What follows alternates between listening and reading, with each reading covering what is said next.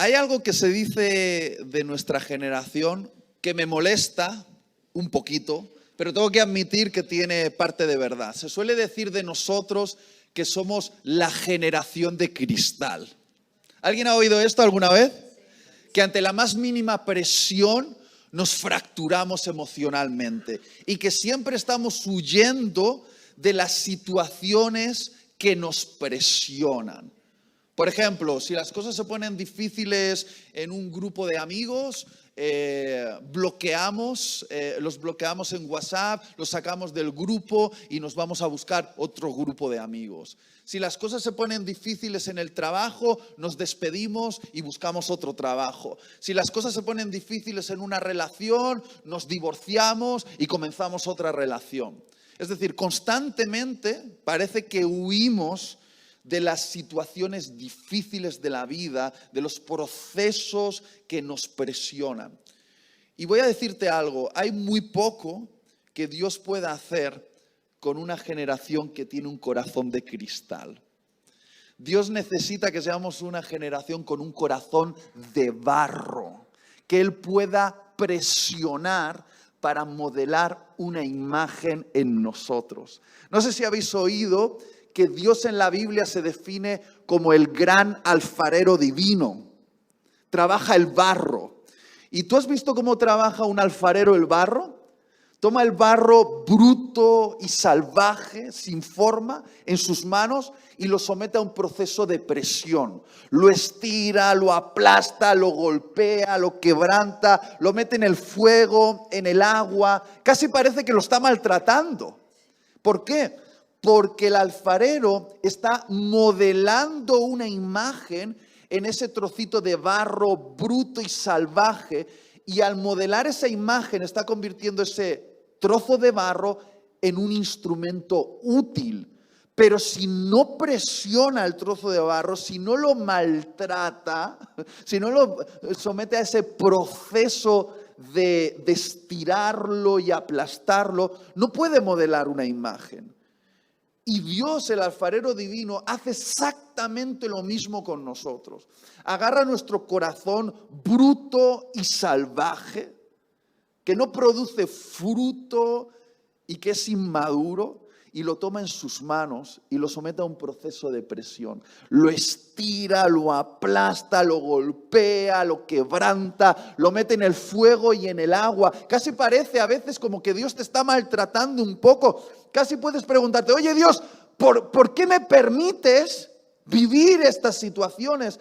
Y lo que tienes que entender es que si Dios te está procesando es porque está modelando una imagen en tu corazón.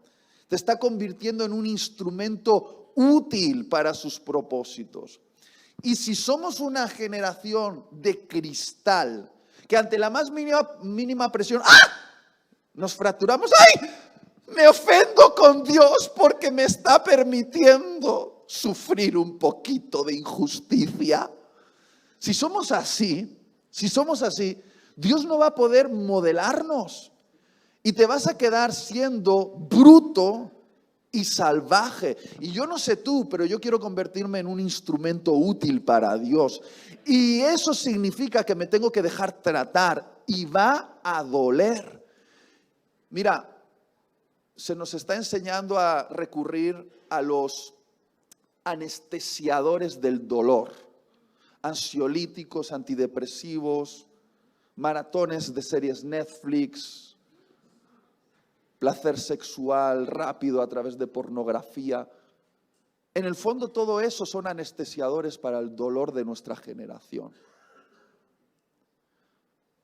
Una generación que no entiende el proceso difícil como parte del propósito divino, se anestesia con el placer. Y hay algo que no podemos hacer, no podemos anestesiarnos. No podemos anestesiarnos. Jesús en la cruz, cuando estaba clavado ahí en la cruz, sufriendo un profundo dolor, le ofrecieron un brebaje hecho de hiel, vinagre. Los teólogos creen que era una especie de anestesiador del dolor que se le daba a los condenados. ¿Y sabes qué hizo Jesús? No lo bebió. pasó por la cruz, pasó por el proceso y experimentó todo ese dolor para tener toda la recompensa de ese dolor. Y quiero deciros, no es que os desee dolor en la vida, pero con 40 años, y yo tengo aquí algunos amigos como Rubén, que es un poco más viejo que yo, ¿no? Un poco. Todos creo que estamos de acuerdo aquí, cuando ya cruzas la barrera de los 30, los 35, ya que empiezas a sufrir un poco, porque aquí hay algunos con cara de que no han sufrido nada. Están haciendo sufrir a su mamá y a su papá, eso sí, pero ellos sufrir nada. Pero cuando vayas sufriendo un poquito en la vida, te das cuenta de que Dios usa todas esas cosas para hacer algo eterno en ti. Las mejores cosas en tu vida requieren cierto grado de dolor. Aquí tenemos un entrenador personal, mi amigo. Él sabe que para modelar una imagen tienes que sufrir dolor, ¿sí o no? Para que el músculo crezca, tienes que romper las fibras del músculo. Porque, ¿sí o no? Estoy hablando y dirá, ¿qué sabrá este de deporte si no hace nada? Ya lo sé, pero leo. Para que el músculo crezca, tienes que llevar el músculo a una presión donde fibras se rompen y luego al reconstruirse, crece. Así es todo en la vida. Si tú quieres crecer, si te quieres hacer fuerte, si quieres que Dios moldee una imagen en ti, tienes que sufrir dolor y tienes que romperte un poco. Bueno, me he alargado mucho. Son respuestas de predicador, es que son muy largas, perdonad. De mano a eso que decías, ¿dirías que el dolor es un regalo de Dios? Es difícil responder a eso porque pienso que el dolor, teológicamente hablando, el sufrimiento, tiene una causa y está en Génesis capítulo 3. Yo no soy alguien que cree que Dios provoca dolor, sufrimiento como un regalo para sus hijos, pero sí que pienso que en un mundo caído, el sufrimiento y el dolor es usado en las manos de Dios para nuestro beneficio. Si tú lees la Biblia, ¿alguien lee la Biblia aquí? Bueno, deberías. Si empiezas desde la primera página hasta la última página con un subrayador rojo y te propones subrayar todas las partes en la Biblia donde parece que Dios deja sufrir a los hombres y mujeres que ama, cuando tú termines de leer la Biblia tendrás una Biblia que está sangrando por todas partes, estará roja, porque todas las historias de la Biblia incluyen personas que sufrieron y parece ser que Dios no evitó ese sufrimiento, no que lo provocó, pero no lo evitó, pero finalmente al otro lado del sufrimiento se cumplió el propósito divino. Hay una parte de la historia de José que me encanta. ¿Alguien ha escuchado la historia de José, el hijo de Jacob, que fue vendido por sus hermanos? Tú imagínate, tus propios hermanos te tiran a un pozo, simulan tu muerte, te venden como esclavo, terminas en la cárcel. Cuando las cosas parece que van a empezar a ir bien, de repente por ser íntegro te vuelven a condenar. 16 años de proceso. Termina siendo la segunda persona más poderosa de Egipto. Y al final de su vida, bueno, hacia el final, tiene un reencuentro con los desgraciados que lo vendieron, que estaban temiendo por su vida, diciendo, ahora se va a vengar. Tiene todo el poder para vengarse y nos lo merecemos. ¿Y sabes lo que dice José? Creo que está en Génesis capítulo 50, si alguien lo puede buscar por ahí. Génesis capítulo 50 dice algo así.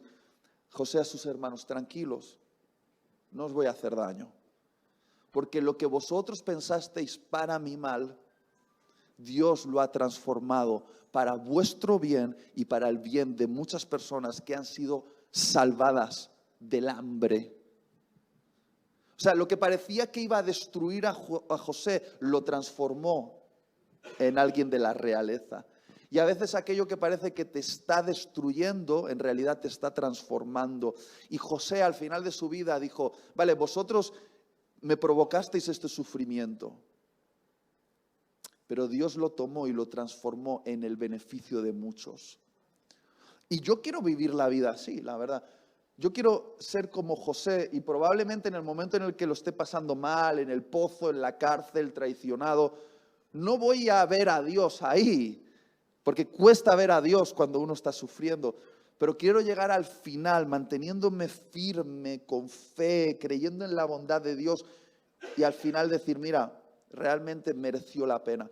Algunos me preguntan, cuando escuchan mi historia como un adolescente que experimentó bullying, a mí me hicieron en el colegio con 11, 12, 13 años mucho dolor. Me convertí en el chiste en mi colegio. Me pegaban, me insultaban, ponían cosas en la pizarra, me metían basura en la mochila. ¿Y por qué me hacían bullying? Por mi aspecto físico. Claro, yo ahora desde una mentalidad de 40 años me parece ridículo todo aquello por lo que se reían de mí, mis orejas, mis dientes, que era blanquito, delgadito. Pero claro, lo estaba sufriendo un niño de 11 años, de 12 años. Yo a veces, en el fondo yo deseaba, ojalá me diesen una paliza y me dejasen medio muerto, tirado en el suelo y se olvidasen de mí. Pero no hacían eso, ellos simplemente me golpeaban para reírse. Y yo pensaba, ojalá me diesen una paliza y ya se olvidasen de mí, me dejasen medio muerto y ya nunca más me hiciesen caso, ser invisible. Pero no, me golpeaban, me daban collejas, se reían de mí, hacían chistes. Fueron años de mucho dolor para mí. Yo estaba tan afectado por el bullying que recibí que, aunque no lo vais a creer ahora, yo no era capaz de mantener la mirada fija con otra persona. Me sonrojaba, miraba hacia abajo y me tartamudeaba la boca, me bloqueaba, no podía hablar. Estaba tan obsesionado por las cosas que me decían que tenía las orejas grandes, yo no sé, pero tampoco las tengo tan grandes, no sé. Pero era el conejo, Dumbo, Alfalfa. ¿Alguien se acuerda de Alfalfa? Alfalfa, me llamaban Alfalfa. Los viejos saben a qué me refiero. Alfalfa, tío. Alfalfa. Y yo estaba tan obsesionado con eso que por las noches me ponía una venda alrededor de la cabeza sin que mi mamá lo supiese. Yo esto no se lo contaba a mi madre.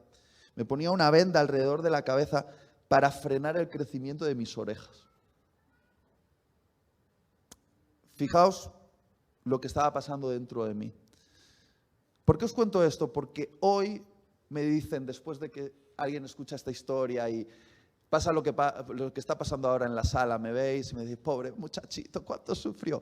Hay gente que ha sufrido mucho más que yo, te aseguro, y en esta sala. Abusos, violencia, abandono. O sea, yo sé que mi sufrimiento ni siquiera ha sido tan grande como el sufrimiento de algunos en esta sala. Pero si me preguntan, Itiel, ¿te hubiese gustado no vivirlo? Yo les digo ahora, fue difícil, pero si pudiese decidir vivirlo o no vivirlo, no cambiaría lo que viví. ¿Por qué? Porque eso me ha convertido en el hombre que soy hoy. Porque haber sufrido esa experiencia ahora me hace ser empático con el dolor de otros. Porque aunque en ese momento parecía que me estaba destruyendo, Dios lo tomó para formarme. Y aunque Dios no estaba disfrutando con mis lágrimas, Él me acompañó en ese proceso y desarrolló algo en mí en medio del dolor. Entonces, si yo pudiese decidir hoy cambiar eso y no vivirlo, no lo cambiaría. Y sé que es fuerte y llegar a este punto de la vida, mirar hacia atrás y entender que eso, en cierto modo, tenía que ocurrir, es algo a lo que yo no te puedo obligar a llegar. Porque quizás dices, Itiel, yo no puedo mirar hacia atrás y decir, bueno, no cambiaría el hecho de que alguien me abusase sexualmente. Yo sé, estamos hablando de cosas diferentes. Pero puede ser, porque el pasado ya no se va a cambiar, no se puede cambiar. Pero puede ser que Dios te dé una manera nueva de verlo y entender que Él estuvo allí, te acompañó en el dolor y este dolor te ha formado para ahora ser la persona que eres para su gloria. Y eso no quiere decir que Dios lo haya provocado. Y por favor, que nadie piense que Dios aquí provoca cánceres o abusos sexuales o abandonos en el hogar. No lo provoca. Dios es bueno y no hace eso. Pero sé, porque he vivido mi propio dolor, que Él puede usarlo para hacer algo en nosotros. ¿Se entiende mi punto? ¿Se entiende? ¿Sí? ¿Se entiende? Mis amigos gitanos ahí sí lo entienden, ¿no? Sí, son los...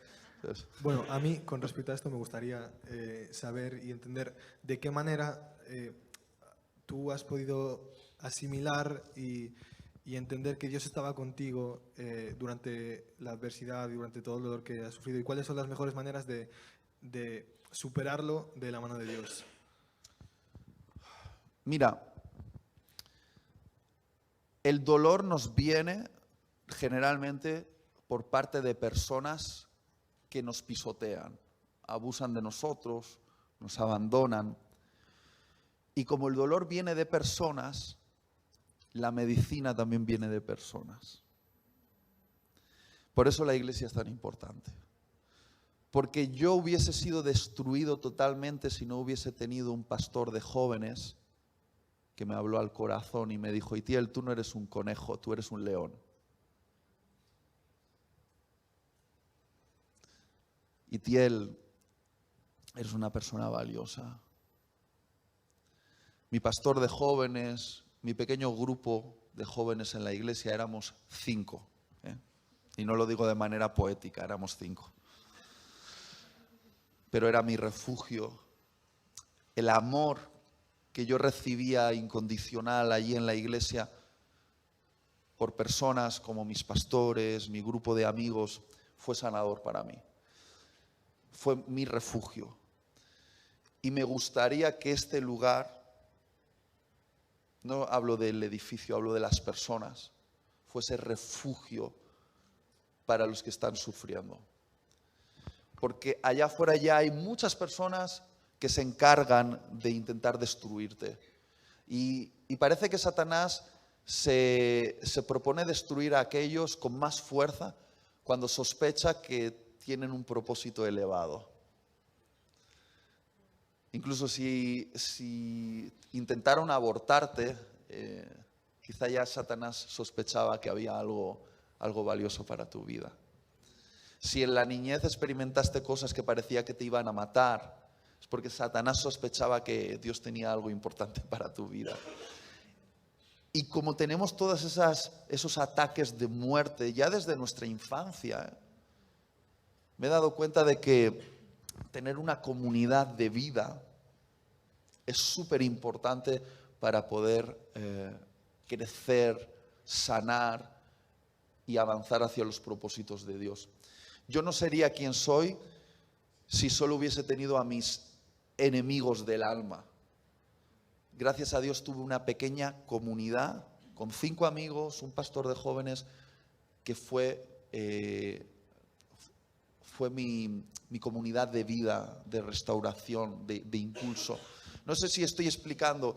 Si alguien esperaba una respuesta al estilo de no, ora mucho, ayuna mucho y lee mucho la Biblia y así superarás todos los problemas. Mira, cuando estás sufriendo, no tienes ganas de orar, lees la Biblia y no la entiendes, ayunar ni se te pasa por la cabeza. Entonces, ¿qué necesitamos? Si gente nos está provocando dolor, gente va a ser el alivio divino para nosotros. Y espero que esta comunidad sea alivio divino, porque sería muy triste que la gente venga sufriendo allá afuera y luego llegue aquí y siga sufriendo porque murmuráis los unos contra los otros, os criticáis, os traicionáis, empezáis a tener relaciones sexuales destructivas entre vosotros y vosotras, empezáis a destruiros aquí. Aquí tiene que ser un lugar para salvar vidas, no para destruirlas. ¿Estoy explicándome con suficiente claridad? Entonces quiero ser práctico porque yo no existiría hoy si no hubiese tenido una comunidad que me salvó, un refugio para mí. Es impresionante ver cómo estás profundizando en ese tema, porque pienso que a veces el enemigo juega, bueno, a veces no, casi siempre juega sucio con nuestra mente, ¿no? Y nos hace pensar que en medio de ese proceso, que estamos solos, que nadie nos va a escuchar, que nadie nos va a entender. Entonces, nosotros, como quizás líderes, como amigos, ¿qué cosas prácticas podemos hacer con aquellos que están pasando por esas situaciones difíciles? Estar presente. A veces ni siquiera se trata tanto de hablar como de escuchar.